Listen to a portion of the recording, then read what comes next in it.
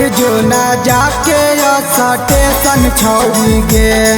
अगे हो तो नहीं पैसा के कमी छौड़ी गे। तू बैठ जो ना जाके स्टेशन छौड़ी गे। अगे जितना मजा पाई तो गे ओतना उड़ाई तो। जितना मजा पाई तो गे ओतना उड़ाई तो। अगे झड़ जैतो जवानी के टेंशन छौड़ी गे।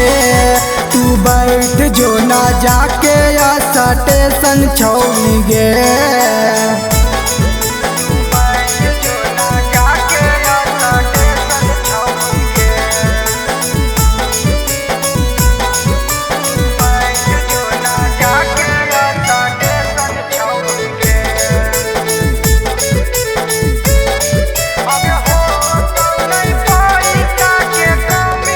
अगे चल तो रोज धंधा गे छौरी नहीं होतो कबो काम मंदा गे छौरी। अगे चल तो रोज धंधा गे छौरी नहीं होतो कबो काम मंदा गे छौरी। अगे एक से एक आई तो गे एक से एक जाई तो।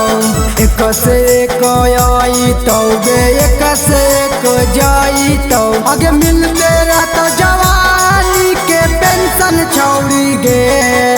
तू बैठ जो ना जाके स्टेशन छौड़ी गे।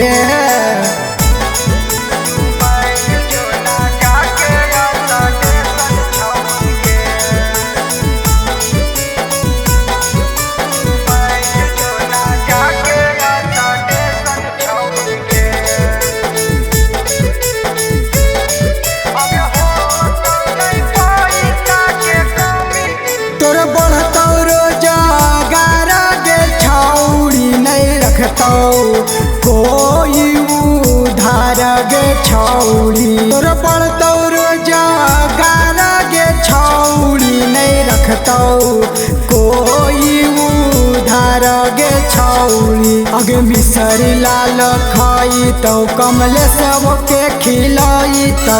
गे गौरव यादव खाई तो विपुलव के खिलाई तो। अगे रोज कोई मिलाया सुलेशन छौड़ी गे। तू बैठ जो ना जाके स्टेशन छौड़ी गे। Kanchan recording studio Shrirampur.